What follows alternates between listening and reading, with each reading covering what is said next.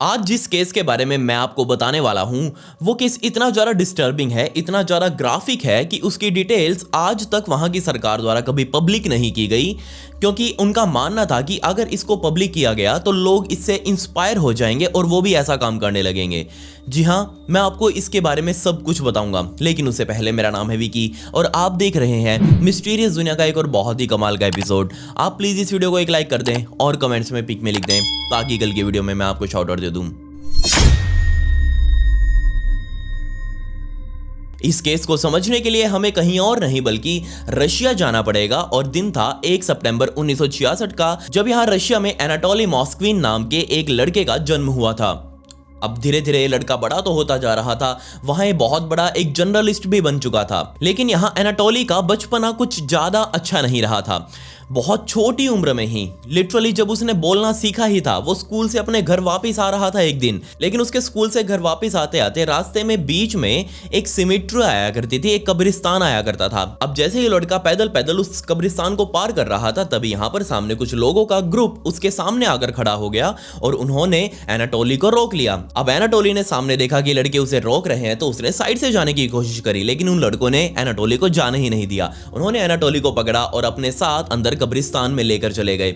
असल में यहां अंदर कब्रिस्तान में एक छोटी सी बच्ची जिसका नाम नताशा था, उसकी डेथ हो चुकी थी और उसकी लाश अब इस कब्रिस्तान के अंदर दफनाने के लिए आई हुई थी। कब्रिस्तान में नताशा के सारे परिवार वाले भी खड़े थे, उसकी मां भी खड़ी थी और साथ ही यहां जो ये लड़के आए थे जिन्होंने एनाटोली को अभी पकड़ा था, वो कोई और नहीं बल्कि नताशा के ही भाई और रिश्तेदार ही थे। अब उन्होंने एनाटोली को तो पकड़ लिया। एनाटोली को पकड़कर वो नताशा की लाश के पास लेकर आए और सभी ने एक सुर में बेचारे एनाटोली से कहा कि इस मरी हुई नताशा के होठों पर किस करो। अब ये चीज सुनते ही वो छोटा सा बच्चा, उसके दिल पर क्या बीत रही होगी आप खुद अंदाजा लगा सकते हैं। उसने जिंदगी में पहली बार लाश देखी थी, वो पहले ही उसके हाथ पैर फूल रहे थे, लेकिन यहाँ फिर भी मजबूरन उसे कहा गया कि नताशा को किस करो, लेकिन वो मना कर रहा था। तो यहाँ पर दो लड़कों ने जबरदस्ती उसको पीछे से पकड़कर, नताशा जो कि नीचे लेटी हुई थी, तो यहाँ ऊपर से एनाटोली के चेहरे को नताशा के चेहरे के ऊपर रख दिया गया और उसे किस करने के लिए फोर्स किया गया।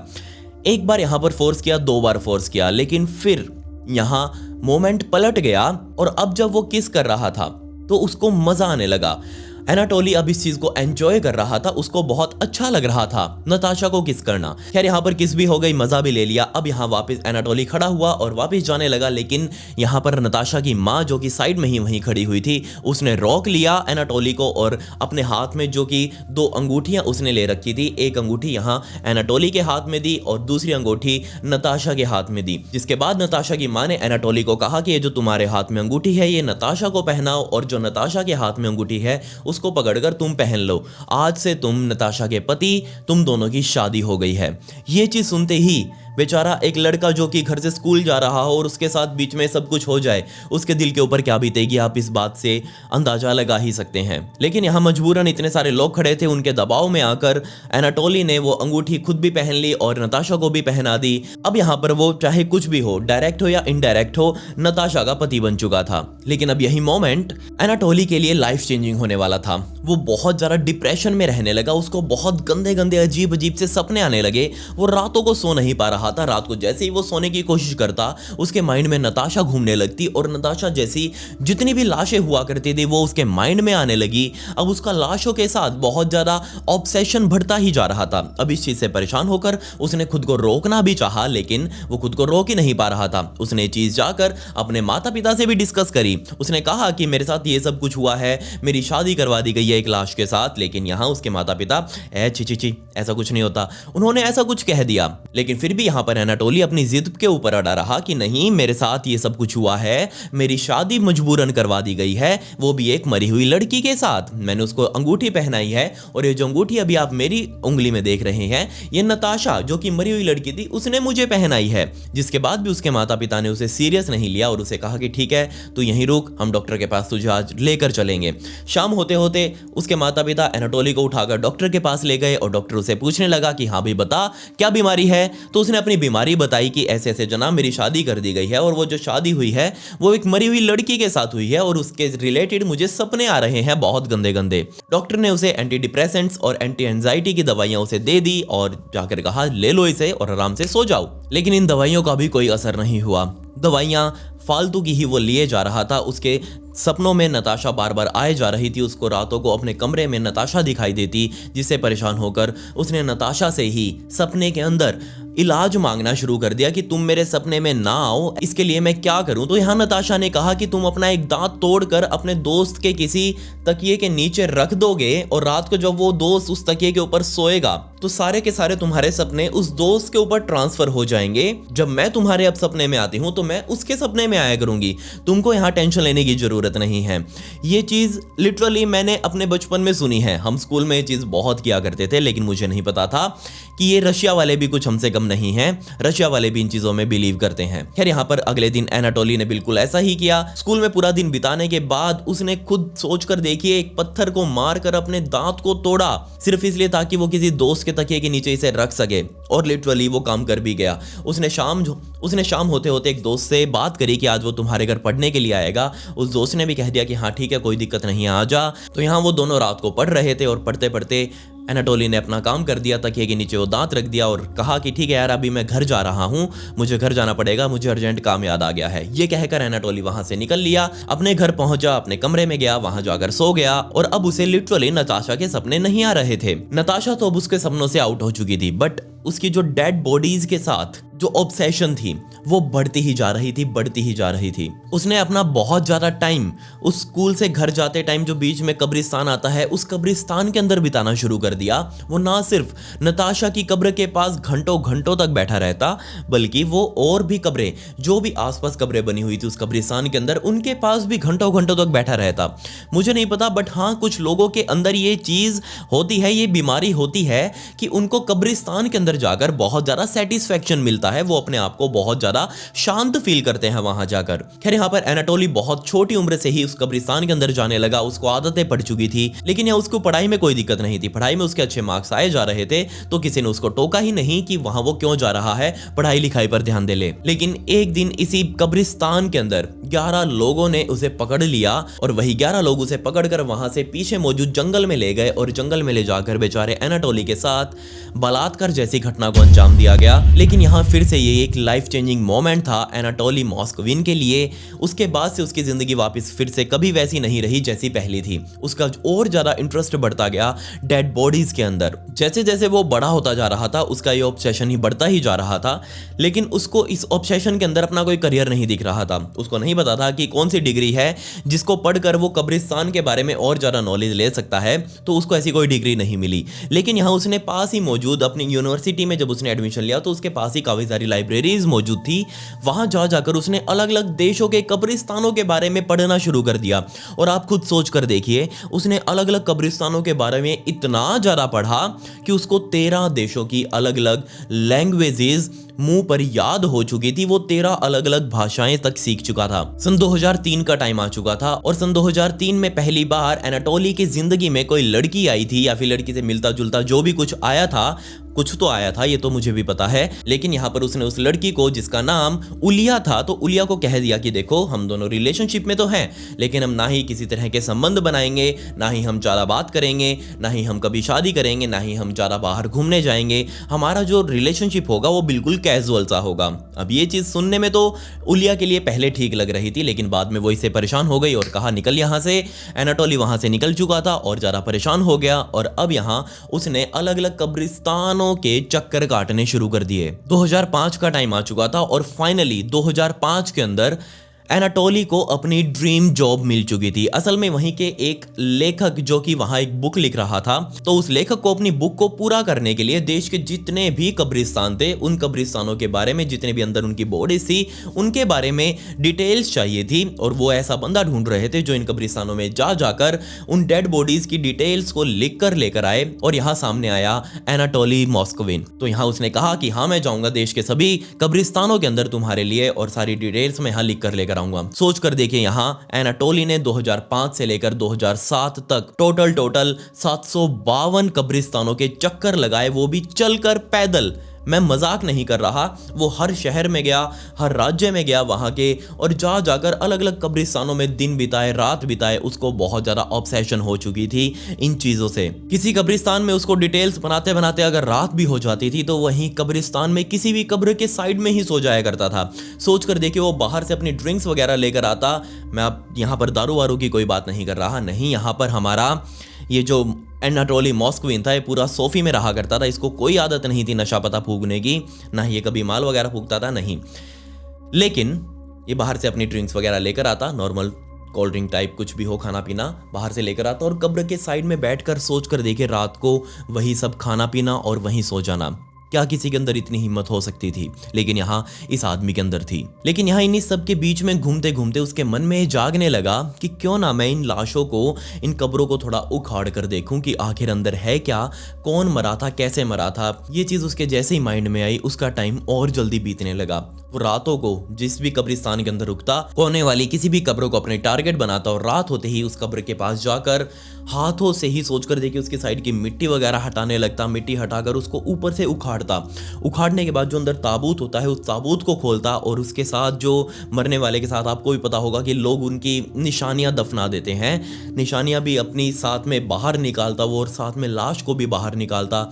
लाश को बाहर निकाल कर वो क्या करेगा? नहीं, जस्ट उसको वो 2-3 घंटों तक देखता रहता, और देखने के बाद जब उसे लगता कि नहीं अब तो रात के 2-3 बज चुके हैं, अब कोई भी आ सकता है, तो वो सिर्फ उस लाश को ताबूत के अंदर रखकर खुद भी उस ताबूत में सो जाता उस लाश के साथ ही। ऊपर से दरवाजा उस ताबूत का खुला रखता और ऊपर से जो पत्थर होता है जो कि कब्र के ऊपर ढका जाता है, उस पत्थर को ऊपर से ढककर ताबूत का ढक्कन खोलकर, ताकि उसका दम ना घुटे खुद का, उस लाश के साथ ही वो अंदर सो जाता। तब टाइम आ चुका था सन 2009 का, जब उसकी ये ड्रीम जॉब भी खत्म हो चुकी थी, क्योंकि वो जो ऑथर जो कि वो बुक लिख रहा था, उसकी वो बुक के रिलेटेड सारी जानकारियां पूरी हो चुकी थी। उसने यहाँ एनाटोली को नौकरी से निकाल दिया। अब नौकरी नहीं थी तो वापस एनाटोली अपने घर आ गया। घर पर बैठकर ही वो फ्रीलांसिंग का काम करने लगा, राइटिंग वगैरह करने लगा कब्रिस्तान से रिलेटेड। लेकिन जिस घर में वो रहा करता था, जहां पर उसका घर था, उसके माँ बाप भी रहा करते थे, उसके ही आसपास जितने भी कब्रिस्तान थे, सन 2009 में लोगों ने नोटिस करना शुरू किया कि यहाँ जो कब्रिस्तानों में कब्रें बनी हुई हैं ये उखड़ी हुई हैं, इनके साथ छेड़छाड़ की गई है, यहाँ से मिट्टी वगैरह हटाई गई है या फिर इन्हें खोला गया है।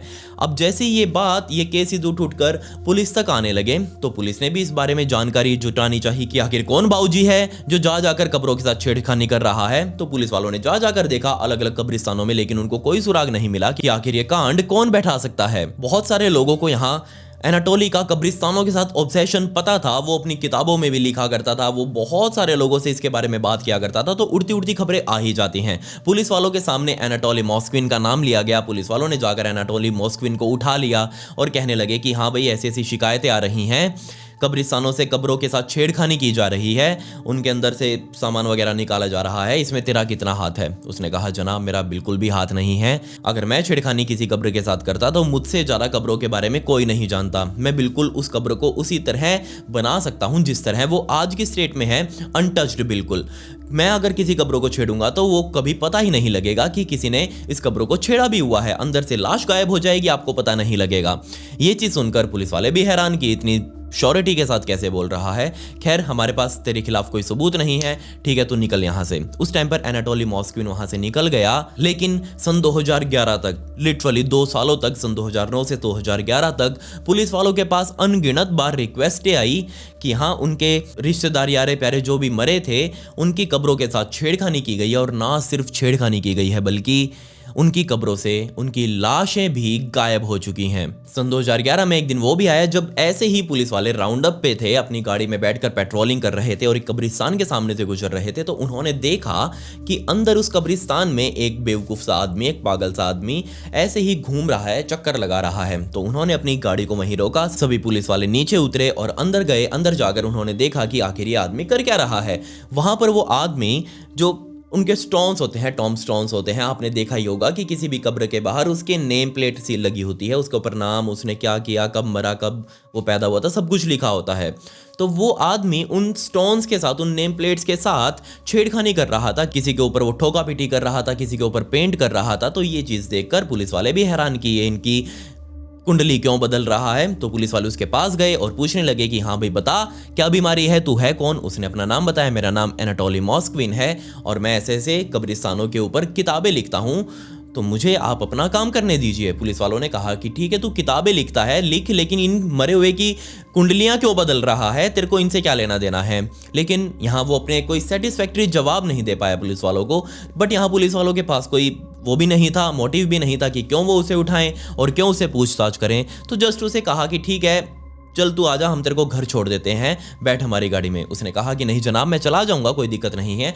पुलिस वालों ने कहा अरे आजा, कोई बात नहीं, भाईचारा बनेगा, कोई दिक्कत नहीं है। उसको पकड़कर पुलिस वालों ने अपनी गाड़ी में बैठाया और पूछने लगे कि हाँ तेरा घर कहाँ पर है। उसने अपना घर का रास्ता बता दिया। घर जाते ही उसको घर के बाहर वो ड्रॉप कर ही रहे थे गाड़ी के अंदर, लेकिन यहाँ मॉस्क्विन ने उड़ता तीर ले लिया। जी हाँ, उसने कहा पुलिस वालों को कि जनाब यहाँ तक आ गए हैं तो अंदर आकर चाय वाय ले लीजिए। अब पुलिस वाले यही तो चाह रहे थे कि ये बंदा अपने घर के अंदर उनको इनवाइट करे किसी भी तरह, और यहाँ मॉस्क्विन ने कर भी दिया। सभी पुलिस वाले एक ही बार कहने पर, कोई फॉर्मेलिटी में ना नहीं करी, सभी पुलिस वाले गाड़ी से नीचे उतर चुके थे और उसके घर के अंदर जाने के लिए तैयार थे। लेकिन जैसे ही मॉस्क्विन अंदर गया और उसके पीछे पीछे सारे पुलिस वाले अंदर गए, उनको अंदर बहुत ही अजीब सी गंदी सी स्मेल आई। ये स्मेल उनके लिए जानी पहचानी थी क्योंकि पहले भी पुलिस वाले थे वो, और उन्होंने ऐसी डेड बॉडीज की सड़ने की स्मेल पहचान रखी थी कि ये जो स्मेल इस घर में आ रही है वो तो किसी लाश के सड़ने की है। लेकिन यहाँ पुलिस वालों को अभी भी समझ नहीं आ रहा था कि आखिर ये स्मेल आ कहां से रही है। इतना तो पक्का था कि यहाँ स्मेल आ रही है। सभी पुलिस वाले इधर उधर देखने लगे। यहाँ एनाटोली मॉस्क्विन अकेला रहा करता था अपने माता पिता से अलग उस घर में। तो एनाटोली मॉस्क्विन अपनी किचन में जाकर वहाँ चाय वाय बनाने लग गया और सभी पुलिस वाले अब इधर उधर देख रहे थे कि आखिर भसड़ कहाँ मची है, कहाँ से स्मेल आ रही है। तो सभी का ध्यान घर के हर कोने में रखी हुई डॉल्स के ऊपर गया। बहुत बड़ी बड़ी गुड़िया, इंसान के साइज की गुड़िया वहां हर कोने में रखी हुई थी। लेकिन ये गुड़िया बहुत ज्यादा डरावनी सी थी। इनका जो मेकअप किया गया था, इनके ऊपर जो मास्क वगैरह लगाया गया था, तो वो बहुत ज्यादा डरावना सा था। सभी पुलिस वाले अब इन डॉल्स के बारे में बात करने लगे कि आखिर ये डॉल्स यहाँ क्या कर रही हैं, क्यों ये एनाटोली मॉस्क्विन इन डॉल्स के पीछे पड़ा हुआ है। तो सभी को लगा कि ठीक है आजकल के लोग थोड़े चटपटे होते हैं, कोई दिक्कत नहीं है। सभी की अपनी अपनी हॉबीज होती हैं, सभी अपना अपना पैशन रखते हैं। इसका पैशन होगा गुड़ियों को इकट्ठा करना इस तरह से। तो उन सभी पुलिस वालों में से एक पुलिस वाले ने जाकर एक गुड़िया को इंस्पेक्ट करने की कोशिश करी, और जैसे ही वो उस गुड़िया के पास गया तो उसको समझ आ गया कि ये जो स्मेल आ रही है, जो उनके नाक के बालों को भी जला रही है, ये स्मेल कहीं और से नहीं बल्कि इस गुड़िया से ही आ रही है। ऐसी गुड़िया नहीं बल्कि जितनी भी गुड़िया यहाँ खड़ी थी उन सभी में से आ रही है। तो उसने उसको और जरा पास से इंस्पेक्ट करने की कोशिश करी, उसको हिला डुला कर थोड़ा सा कोशिश करी ताकि वो उसको जान सके कि आखिर ये गुड़िया क्या भसड़ है, इसके अंदर से स्मेल क्यों आ रही है। लेकिन जैसे ही उसने उस गुड़िया को पकड़ा, और आपको पता ही होगा कि हम गुड़िया को कैसे डील करते हैं, उसको थोड़ा सा हिला देंगे, इधर कर देंगे, ऊपर नीचे कर लेंगे। तो यहाँ उस पुलिस वाले ने उस गुड़िया को थोड़ा सा पलट दिया। अब जैसे ही वो पलटा, वो गुड़िया गाना गाने लगी। जी हाँ, उस गुड़िया के अंदर से म्यूजिक बजने लगा। अब ये चीज देखते ही पुलिस वाला भी हैरान कि उसने तो ऐसा कोई बटन ही नहीं दबाया कि ये गुड़िया अपने आप ही नाचने गाने लगे। लेकिन ये जो आवाज आ रही थी गुड़िया के अंदर से, ये उसकी छाती से आ रही थी। तो यहाँ पुलिस वाले ने सोचा कि क्यों ना मैं एक बार देख लूं कि आवाज कहाँ से आ रही है। जो उसने टॉप डाला हुआ था, जो कपड़े उस गुड़िया को पहनाए गए थे, वो टॉप यहाँ उस पुलिस वाले ने धीरे धीरे ऊपर किया और उसने देखा कि ये जो गुड़िया का अंदर वाला मामला है, मतलब कि जो पेट वगैरह है, जो चेस्ट वगैरह है, ये सब कुछ है जो भी है, ये तो बिल्कुल रियल सा लग रहा है। इतना रियल कि वो जो दबा रहा था, मतलब कि उसके पेट को पकड़ कर देखा, उसने छू कर देखा, उसको फील करके देखा, तो वो बहुत ज्यादा रियल सा लग रहा था। इतना रियल कि यहाँ उस पुलिस वाले को विश्वास हो चुका था कि नहीं ये गुड़िया तो हो ही नहीं सकती, ये जरूर कोई इंसानी लाश ही है। जब उसने और उस टॉप को ऊपर उठाया और यहाँ चेस्ट के अंदर उस गुड़िया के, उस इंसानी लाश के म्यूजिक सिस्टम लगाया गया था, उस लाश को चीर फाड़ कर। जी हाँ, आप सोच कर देखिए किस तरीके से यहाँ पर लाशों का पोस्टमार्टम किया जा रहा था। जब सभी पुलिस वालों ने इस एक डॉल को देखा और उसके अंदर उनको इतनी भसड़ मिली, तो यहाँ ऐसी तो दर्जनों डॉल्स मौजूद थी। पुलिस वालों का ध्यान सभी डॉल्स के ऊपर गया और उनके कान खड़े हो गए कि नहीं, यहाँ इस घर के अंदर सब कुछ नॉर्मल नहीं है और उनको इन डॉल्स को जरूर चेक करना चाहिए। सभी पुलिस वाले जाकर एक एक डॉल को चेक करने लगे, और जैसे ही वो उसको हाथ लगाते, कोई वहाँ के कब्रिस्तानों का नाम लेने लगती। एक चीज़ ये कॉमन थी कि सभी की छाती के अंदर म्यूजिक बॉक्स रखा हुआ था, लेकिन किसी का पेट कटा हुआ था, किसी के हाथ कटे हुए थे, किसी के पीछे से हिप्स कटे हुए थे, किसी की कमर कटी हुई थी, किसी की छाती कटी हुई थी। इसके अलावा यहाँ एक चीज सब में ये कॉमन थी कि इन सभी के दिल इनके छाती के अंदर नहीं थे, उनको काट कर बाहर निकाला जा चुका था। जी हाँ, सभी की लाशों के अंदर उनकी पर्सनल बिलोंगिंग्स। सोच कर देखिए आप, इस एनाटोली ने क्या किया था। जो लाशें कब्रिस्तान के अंदर दफनाई गई थी, रातों को जा जाकर लाशों की साइड में से खुदाई करी, खुदाई करके उस कब्र को खोदा, उस कब्र को खोला, उसके बाद उस ताबूत जो कि उस कब्र के अंदर रखा हुआ था, उस ताबूत को खोला, उसके अंदर लाश जो कि अब सड़ चुकी होगी, ऑब्वियसली काफ़ी टाइम से यहाँ अंदर ताबूत में बंद होगी, या फिर ताज़ा भी हो, कोई फ़र्क नहीं पड़ता। उस लाश को बाहर निकाला, ताबूत बंद किया, वापस उस कब्र को ढका, साइड से मिट्टी जो उठाई थी वो दबाई, वापस जो घास वगैरह लगी हुई थी उसको ऊपर वापस सेट किया, जो लाश निकाली थी वो साथ में अपने ले गया, और ना सिर्फ वो लाश को साथ में लेकर गया था, बल्कि यहाँ उसने लाश के साथ जो पर्सनल बिलोंगिंग्स जो कि दफनाई जाती हैं मरे हुए व्यक्ति के साथ, जो कि उसको बहुत ज़्यादा पसंद होती हैं, और उसके बाद उसको साथ ही में ताबूत के अंदर रख दिया जाता है। तो यहाँ एनाटोली ना सिर्फ उस लाश को लेकर जा रहा था, बल्कि उसकी पर्सनल बिलोंगिंग्स को भी उठाकर अपने साथ ले गया, और घर जाकर असली काम शुरू होता है। घर जाते ही वो सबसे पहले लाश के साथ उसके चीर फाड़ करना शुरू करता है। उसका सबसे पहले तो छाती काट कर उसका दिल निकालता, वहाँ अपना म्यूजिक सिस्टम फिक्स करता, और साथ ही यहाँ पर अगर मान लीजिए किसी की कोई ज्वेलरी वगैरह पर्सनल बिलोंगिंग में है, किसी की नेम प्लेट वगैरह है, किसी की कोई वॉच वगैरह है, तो वो सीधा उसका पेट काट कर उसके अंदर उसकी पर्सनल बिलोंगिंग्स को जमा कर देता। खैर, अब यहाँ अंदर से एनाटोली मॉस्क्विन चाय वगैरह बनाकर उन पुलिस वालों के लिए बाहर ले आया, और जैसे ही आया पुलिस वालों ने उससे पूछा कि बाबूजी एक बात बताओ, ये जो आपने गुड़ियों का कलेक्शन रखा हुआ है, क्या ये सच में गुड़िया ही है या फिर इंसानी लाश है? तो यहाँ मॉस्क्विन ने कुछ नहीं छुपाया, उसने कह दिया कि हाँ जनाब, ये इंसानी लाश ही है और इनको मैं अपने साथ रखता हूँ। ये चीज़ सुनते ही पुलिस वाले कंफर्म। अब तो वहाँ ऐसी एक नहीं बल्कि दर्जनों ऐसी गुड़ियाँ पड़ी हुई थी, और उनके अंदर से चीज़ें गायब थी, उनके अंग गायब थे। और तब यहाँ पुलिस वालों को एनाटोली मॉस्क्विन ने बताया कि कैसे वो कब्र के अंदर से लेकर आता था, कैसे उसके अंदर आकर वो चीर फाड़ करके अपने औजार उसमें लगाता था, उनकी खुद की पर्सनल बिलोंगिंग उनके अंदर डालता था, और कैसे वो उनके चेहरे के ऊपर नायलॉन का कपड़ा लपेट कर, बहुत टाइटली कपड़ा लपेट कर ऊपर गुड़िया का मास्क लगा देता था। लेकिन मास्क लगाने से पहले जो इंसानी आंखें थी, जो अंदर असली आंखें थी मरे हुए व्यक्ति की, उसकी आंखों की पलकों को खोलकर असली आंखें जो उस व्यक्ति की हुआ करती थी उनको बाहर निकालता और नकली आंखें अंदर डाल देता, और वहां से वो नायलॉन का कपड़ा काट देता और फिर मास्क लगा देता, ताकि सिर्फ और सिर्फ ये गुड़िया उसके साथ बैठकर वापस कार्टून वगैरह देख सके। सोच कर देखिए आप, ये एनाटोली मॉस्क्विन किस लेवल के ऊपर जा चुका था। पुलिस वालों ने उससे पूछा कि इनके अंदर से स्मेल तो आ रही है, लेकिन ये अभी भी इंटैक्ट कंडीशन में है, ठीक ठीक कंडीशन में है लाशें, तो इनको प्रिजर्व कैसे करता है? तो उसने कहा कि जनाब, मैं किसी भी लाश को एक ही दिन में किसी ताबूत से नहीं निकालता। मैं पहले जाता हूँ, फिक्स करता हूँ कि हाँ मुझे यही लाश चाहिए है, उसके बाद मैं उसकी लाश को खोद कर उस ताबूत के अंदर नमक और बेकिंग सोडा डाल देता हूँ, और उसके कुछ दिनों तक जब वो बेकिंग सोडा और नमक अंदर काम करते रहते हैं, जितने भी बैक्टीरिया होते हैं वो सारे मर जाते हैं उससे, और बची कुची लाश ही वहाँ बचती है सिर्फ, और उसके बाद वो लाश सड़ती भी नहीं है। अब जैसे ही मुझे पता लगता है कि हाँ नमक और बेकिंग सोडा ने अपना काम कर दिया है, मैं जाकर वहाँ ताबूत से वो लाश निकाल कर वापस ताबूत बंद करके, वापस कब्र बंद करके, घास वगैरह सेट करके उस लाश को उठाकर अपने साथ ले आता हूँ, और घर आकर अपना गुड़िया बनाने वाला काम शुरू करता हूँ। उसने कहा पुलिस वालों से कि जनाब, मुझे हमेशा से ही बच्चे बहुत ज़्यादा पसंद रहे हैं, लेकिन ना ही मेरी कोई शादी हुई है, ना ही मेरे पास इतना पैसा है कि मैं किसी बच्चे को अडॉप्ट कर सकूँ, इसलिए जो गुड़िया आप देख रहे हैं जितनी भी चारों तरफ आपके, ये सभी मेरे बच्चे हैं, और इनके साथ मैं बहुत मज़े से रहता हूँ। मुझे नहीं लगता कि ये कभी मरे हैं, मैं बस इनकी बॉडी के अंदर वापस जान डालने की कोशिश कर रहा हूँ, और मुझे पता है कि एक ना एक दिन मैं काले जादू से इन गुड़ियों के अंदर जान वापस जरूर डाल दूंगा। अब खुद सोचकर देखिए वो कितना ज्यादा ऑब्सेस्ड था इन लाशों के साथ कि उसने इन लाशों का बर्थडे तक मना रखा था। जी हाँ, आप खुद सोचकर देखिए, जिस दिन वो उस कब्र से लाश को बाहर निकालता उस दिन जन्मदिन हो जाता उस लाश का, और क्या आप इस बात पर विश्वास करेंगे कि इन सभी में से एक लाश तो 9 साल पुरानी भी थी। तकरीबन 10 सालों से, 2011 में ये बात सामने आई थी, तकरीबन 10 सालों से यानी कि 2001 या 2 से वो एक काम वहां खुलेआम करता रहा था, और किसी को कानों कान भनक तक नहीं हुई। ना सिर्फ वो उनके बर्थडेज मनाता बल्कि उनके साथ पार्टीज भी करता। एक गुड़िया का अगर बर्थडे होता तो उसके अंदर सारी की सारी गुड़िया अंदर आकर सभी मजे से बर्थडे एंजॉय करती, कार्टून्स वगैरह देखती, पार्टी करती, सब कुछ यहाँ बहुत बहुत फन कर रहा था वो उनके साथ। खैर यहाँ जब उसके माता पिता से बात की गई कि आपके लड़के ने घर के अंदर ऐसा लाशों का म्यूजियम बना रखा है, आप इसके बारे में क्या कहेंगे, जब उन दोनों ने बात सुनी कि हाँ एनाटोली ने ऐसा कुछ कर रखा है, हमें तो विश्वास नहीं होता। हम उसके घर जाते हैं, बहुत बार जाते हैं, और हमें बहुत अजीब भी लगता है कि उसने ऐसी गुड़ियों के दर्जनों गुड़ियाँ ऐसी क्यों खड़ी कर रखी हैं, हमें बहुत गंदी स्मेल भी आती है। लेकिन फिर हमें लगा कि बस उसका एक क्रीपी डॉल कलेक्शन ही होगा, जस्ट उसको गुड़ियों के साथ मजा आता होगा, तो हमने उसको कभी रोका नहीं ये चीज़ करने से। हमें नहीं पता था कि ये लाश है।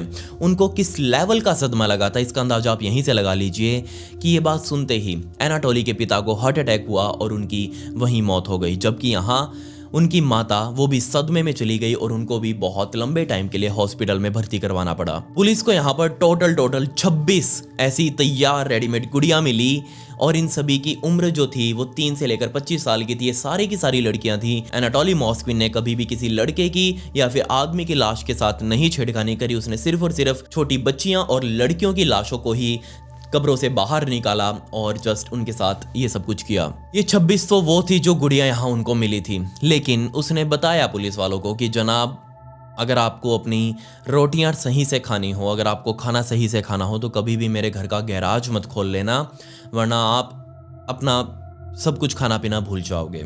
अब जैसे ये बात पुलिस वालों ने सुनी तो अब उनको एक्साइटमेंट हुई कि हाँ भाई अब तो जाकर देखना पड़ेगा कि क्या भसड़ मची है इसके गैराज में। और लिटरली आप भी अगर इस तरीके की चीज़ों को हैंडल नहीं कर सकते तो प्लीज़ इस वीडियो को ही छोड़ दीजिएगा। खैर जैसे ही पुलिस वाले उसके घर में गए वापस और गैराज को जाकर खोला तो वहाँ से इतनी गंदी स्मेल उनको बाहर आई कि वो वहाँ पर एक सेकंड भी नहीं खड़े होना चाहते थे। लेकिन फिर भी उन्होंने जैसे तैसे मास्क वगैरह पहना, ऑक्सीजन मास्क वगैरह पहना, गैराज में अंदर गए और वहाँ ड्रम्स होते हैं ना, जो ड्रम्स, उनको काट काट कर रखा गया था। आधे आधे ड्रम्स रखे गए थे और उन ड्रम्स के अंदर कुछ और नहीं बल्कि लाशें ही मौजूद थी। लाशें लिटरली गल सड़कर एक दूसरे के अंदर घुल चुकी थी। सारे के सारे अंग जो कि इंसानी अंग होते हैं वो सारे के सारे घुल कर गल कर एक दूसरे के अंदर सेटल हो चुके थे। एक ड्रम के अंदर काफी सारी लाशें थी, पता नहीं कितनी लाशें थी, कोई गिन ही नहीं सकता था, क्योंकि वो लाशें कम, लिक्विड ज़्यादा बन चुका था। वो गाढ़ा सा लिक्विड बन चुका था। उनके अंदर साफ दिख रहा था कि आंतें वगैरह पड़ी हैं, दिल वगैरह पड़े हैं, पैर पड़े हैं, हड्डियां पड़ी हैं, सब कुछ यहाँ अलग अलग ड्रम्स के अंदर भरा हुआ था। जब ये चीज़ पुलिस वालों ने देखी तो उनके रोंगटे खड़े हो गए कि ऐसा कोई कैसे कर सकता है। सोच कर देखिए, ड्रम्स के साइड में किसी के पैर लटक रहे हैं, किसी के बाल लटक रहे हैं और ये सारी की सारी लाशें सिर्फ और सिर्फ लड़कियों की ही थी। जब पुलिस वालों ने देखा तो सारा का सारा तामझाम, एक गंद सारा बरामद किया और उसे हॉस्पिटल पहुंचाया। सोच कर देखिए डॉक्टरों को क्या फेस करना पड़ा होगा। खैर जब एनाटोली से इसके बारे में पूछा गया कि ये क्या भसड़ है तो उसने बताया कि जनाब 26 लाशें तो आपको मिली हैं, 26 गुड़िया आपको मिली हैं। ये जो ड्रम के अंदर आपको मिला है ना तामझाम, ये सारा तामझाम भी पहले गुड़िया ही हुआ करता था, लेकिन बाद में वो नमक और बेकिंग सोडा वाला भी फॉर्मूला ज़्यादा लंबा नहीं चलता। जैसे ये बॉडी फिर से ज़्यादा गलना शुरू करती, बदबू आने लगती, कीड़े वगैरह लगते इनमें, तो मैं इनको उठा कर अपने गैराज में डालता गया। गैराज में वो जमा होती गई और क्या आप इस बात पर विश्वास करेंगे कि 26 तो वहाँ थी। उसने कहा टोटल कि जनाब मैंने आज तक 150 से भी ज़्यादा लड़कियों की लाशों को इस तरह से निकाला है, अपने घर में लेकर आया हूँ, उनकी यहाँ गुड़िया बनाई है और बाद में जब वो गुड़िया डीके होने लग जाती है, जब खराब होने लग जाती है तो उनको उठाकर मैं गैराज में डाल देता हूँ। खैर यहाँ उसे अब कोर्ट में पेश किया गया पुलिस द्वारा, लेकिन अब कोर्ट में जज कंफ्यूज कि इस बाऊजी को क्या सजा दूं मैं, क्योंकि इसने ना तो कोई ऐसा कोई जुर्म किया है कि किसी को मारा हो, किसी को हानि पहुंचाई हो, नहीं, इसने तो ऐसा कोई जुर्म ही नहीं किया। ऐसा कोई कानून में भी नहीं लिखा हुआ वहां के कि अगर कोई लाशों के साथ ऐसा कुछ करे तो उसको ये सजा दी जानी चाहिए। खैर यहाँ पर एनाटोली मॉस्क्विन का पहले तो मेंटली टेस्ट किया गया और उस टेस्ट के अंदर ये सामने आया कि नहीं, ये ट्रायल के अंदर खड़ा होने के लिए भी परफेक्ट नहीं है। पहले इसका मेंटली जो प्रिपेयर है इसको वो किया जाए और इसका इलाज किया जाए। जज के द्वारा उसके ऊपर 11 आरोप साबित भी किए जा चुके थे, 11 तरह के चार्जेस उसके ऊपर लग चुके थे, लेकिन उसको सजा दी गई 3 साल सुधार गृह में रहने की और इन 3 सालों के अंदर सरकार को उसके दिमाग को ठीक करना था। लेकिन जैसे ये खबर उन डेड बॉडीज के घर वालों को पता लगी कि घर की बच्ची के साथ, बेटी के साथ ये सब कुछ किया गया है, तो वो सारे कोर्ट के बाहर जमा होने लगे, धरना प्रदर्शन करने लगे कि इस व्यक्ति को तो फांसी की सजा दी जानी चाहिए, इसको मौत की सजा दी जानी चाहिए, इसको उम्र कैद की सजा दी जानी चाहिए। लेकिन कैसे देते? कहीं भी रशिया के संविधान में ऐसा कुछ नहीं लिखा हुआ कि कोई व्यक्ति ऐसा कांड करे तो उसको ये सजा दी जाएगी। खैर सभी बहुत ज़्यादा गुस्से में थे और इस गुस्से को ध्यान में रखते हुए कोर्ट ने मॉस्कविन को ये ऑर्डर सुना दिए कि यहाँ सभी परिवार वालों को जिन जिन की भी बच्ची को उसने कब्र से बाहर निकाला है उन सभी के परिवार वालों को $75,000 पर डेड बॉडी दिलवाए जाएंगे सभी घर वालों को। लेकिन जब ये बात उन घर वालों ने सुनी तो उन्होंने फिर से हंगामा करना शुरू कर दिया कि नहीं, हम बिकाऊ नहीं हैं, हम अपने डेड बॉडीज़ की, मरी हुई प्यारी बच्ची की, बेटी की, उसकी कमाई खाएं नहीं, हमें नहीं चाहिए है, लेकिन हम बस ये चाहते हैं कि ये व्यक्ति ऐसा कुछ ना करे और इसको अपने किए का पछतावा होना चाहिए। जज ने यहाँ उसे 3 साल की सज़ा सुना दी थी। बाद में यहाँ उसको कोई सज़ा में चेंज नहीं किया गया, लेकिन 3 साल बाद जब वो बाहर आया तो ऐसा कहा जाता है, आज तक वैसे कोई रिकॉर्ड पर नहीं है, जो अभी तक था वो रिकॉर्ड पर था, बट आज तक ऐसा कहा जाता है, लोग बातें करते हैं कि जैसे ही वो बाहर आया उसने बाहर आते ही सबसे पहले लोगों से कहा था कि मैं अपना वो काम जारी रखूँगा, मुझे कोई दिक्कत नहीं है, बेशक 3 साल रख लो, 30 साल रख लो, मैं यहीं हूँ, मैं अपना ये काम करता रहूँगा। आज एनाटोली मॉस्कविन कहाँ पर है ये आज पता नहीं है और वो क्या कर रहा है ये भी नहीं पता। उम्मीद है कि आज वो कब्रिस्तानों में जाने से डरता हो या फिर उसने वो काम करना छोड़ दिया हो, लेकिन जब वो बाहर आया था तो उसने कहा था कि वो ये काम जारी रखेगा। ये कहानी थी एनाटोली मॉस्कविन की, द रशियन डॉल मैन की। आपको इसके बारे में क्या कहना है नीचे कमेंट्स में या फिर मेरे इंस्टाग्राम पर आकर मुझे जरूर बताएं।